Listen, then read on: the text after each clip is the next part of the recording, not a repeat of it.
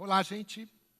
Na aula anterior, nós paramos falando sobre o crescimento da população humana e vendo como o crescimento da população humana ele é mais rápido do que o crescimento exponencial. Então, uma das perguntas é: existe um limite para a população humana?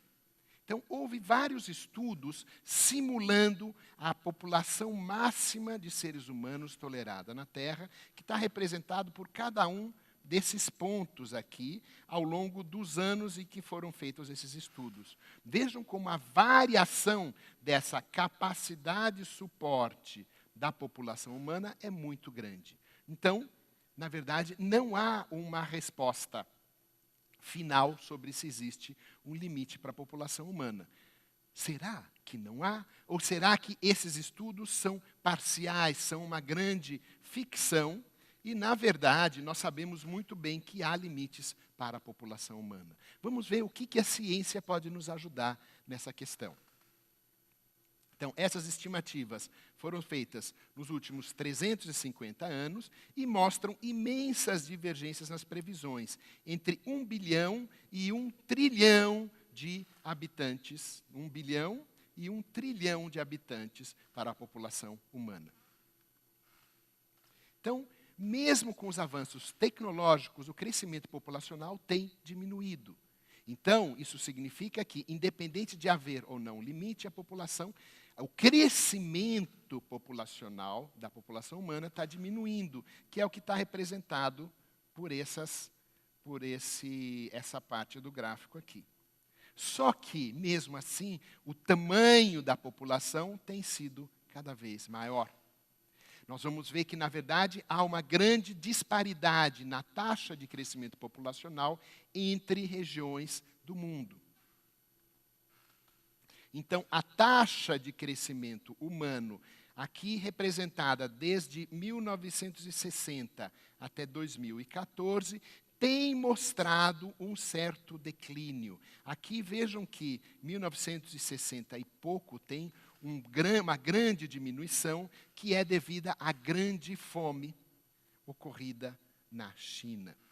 Então, a grande fome de 1958 a 1961 na China foi o período em que, na República Popular da China, após a Revolução Comunista, péssimas políticas econômicas causaram a fome em massa, resultando em milhões de mortes. Aqui diz, por exemplo, que na província de Sichuan, a mais populosa província da China, o governo reportou 11 milhões de mortes, uma média populacional de 70 milhões durante 58 a 61. Uma morte para cada 7 pessoas. Mas é um evento raro na história da humanidade. Então, como é que são os números globais e as diferenças regionais? Então, em termos de números globais, representados aqui em bilhões, nós vemos que há um aumento da população humana. Aqui nós estamos representando o ano 2005 por essa reta aqui, porque esse estudo foi feito em 2005, mostrando uma previsão, por isso tem essas linhas mais fracas aqui, uma previsão de crescimento ligeiramente reduzido, mas aqui nós já vemos que há um grande contraste entre o hemisfério sul e o hemisfério norte das populações humanas. Mais do que isso, as previsões de crescimento não são homogêneas. Então, enquanto elas são muito altas para as regiões de África, subsaariana e Ásia, elas são negativas para a Europa e muito pequenas para a América do Norte. Então, há uma grande heterogeneidade nas previsões de crescimento. Nós sabemos que, contrastando com essa heterogeneidade, tem o problema das migrações e, consequentemente, problemas políticos bastante sérios por causa dos países que são impactados por essas migrações. Muitas vezes há a eleição de governos que tentam impedir essas migrações, muitas vezes de forma violenta e sem nenhum respeito aos direitos humanos. Então, nós temos um evento que nós chamamos de transição demográfica, a dinâmica de crescimento populacional decorrente dos avanços da medicina, urbanização, desenvolvimento de novas tecnologias, leva a uma redução das taxas de natalidade e uma redução nas taxas de mortalidade. Então, existe esse processo de transição demográfica que é mais acentuado em países desenvolvidos e menos acentuado em países em desenvolvimento ou subdesenvolvidos. Então, o que significa? Por exemplo, a fertilidade feminina tem diminuído no mundo todo, mas especialmente na América do Norte e na Europa. Vejam que na Europa a fertilidade já está abaixo, e mesmo na América está abaixo de 2 nascimentos por mulher, que seria o necessário para manter a população constante. Na América do Sul, na América Latina e na África, também há uma tendência à diminuição. Mesmo assim, a taxa de fertilidade feminina é muito mais alta na África do que nas Américas, e muito mais do que na América Latina, muito mais do que na América do Norte e na Europa. Paralelamente a isso, há uma tendência de aumento na expectativa de vida, ou seja, as pessoas estão vivendo mais, estão vivendo até ficarem mais velhas. Isso tem uma série de consequências. Vejam que líder na expectativa de vida é a América do Norte. Evidentemente, isso reflete o nível de desenvolvimento econômico muito mais elevado na América do Norte e na Europa. Segue-se a América Latina, segue-se a Ásia e, em último lugar, a África, que tem o menor nível de desenvolvimento econômico, o que, evidentemente, é uma consequência da história econômica e da opressão, da história de opressão e exploração, mas não só isso. Também tem a ver com os governos africanos, alta mortalidade devido a guerras internas. Nós vamos ver isso na verdade não é assunto da ecologia básica. Como é que ocorre a distribuição etária?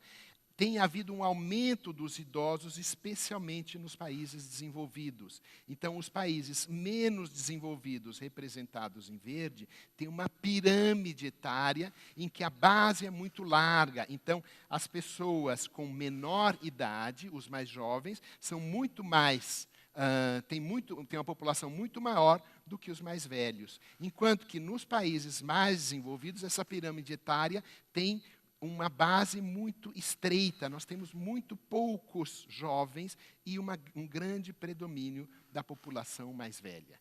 Isso, evidentemente, tem uma série de consequências para o mercado de trabalho e para a produção econômica. Então, a razão de dependência de idades, que é calculada por esse índice DR, tá? É a razão entre o número de pessoas em idade dependente, que são jovens ou velhos, sobre o número de pessoas em idade produtiva, entre 15 e 65 anos. Ela tem essa fórmula aqui, é o número de pessoas com menos de 15 anos ou mais de 65 sobre o número de pessoas entre 15 e 65 anos. Então, como é que a razão de dependência de idades varia nas regiões do mundo? Vejam bem, no sul, na região sul, nós tivemos um aumento da razão de dependência de idade, mas depois passou por uma diminuição. Enquanto que no norte, que é onde predominam os países mais desenvolvidos, houve esse aumentozinho, mais uma diminuição, só que agora a previsão é que haja um aumento da dependência de idades, justamente porque está havendo um excesso de pessoas mais velhas e uma redução de pessoas em idade de trabalhar, de produzir bens econômicos. No sul está havendo uma estabilização e provavelmente um aumento no futuro. Isso é que leva à preocupação da sustentabilidade de processos como das aposentadorias. Então, a redução da população humana, infelizmente, não é remédio para os problemas ambientais. Na verdade, não vemos nenhuma perspectiva de redução da população humana. Embora ela esteja reduzindo a taxa de crescimento, ela ainda continua crescendo. E, além disso, os problemas ambientais não dizem respeito apenas ao crescimento da população humana, mas sim ao padrão de consumo e de redução dos recursos naturais. Então, esses autores aqui, Bradshaw e Brooke, examinaram vários cenários para as mudanças globais até o ano de 2100, e mesmo com políticas de filho único impostas em todo o mundo, como já foi feito na China durante muitos anos, eventos de mortalidade catastrófica não seriam suficientes para evitar uma população de 5 a 10 bilhões de pessoas em 2010. Tá? Então, isso significa que não adianta reduzir o crescimento populacional sem reduzir o consumo. O impacto ecológico por continentes, que a gente chama de pegada ecológica, é muito heterogênea. Vejam como nos Estados Unidos a pegada ecológica chega aqui a 12, muito superior à pegada ecológica da Europa Ocidental, que é talvez o exemplo de países desenvolvidos. A pegada ecológica da América Latina está na média mundial, enquanto que a pegada ecológica da Ásia e da África estão abaixo da média mundial. Então, há uma heterogeneidade, uma desigualdade muito grande entre quanto que cada uma das nações está contribuindo para a pegada ecológica. Na próxima aula, a gente continua.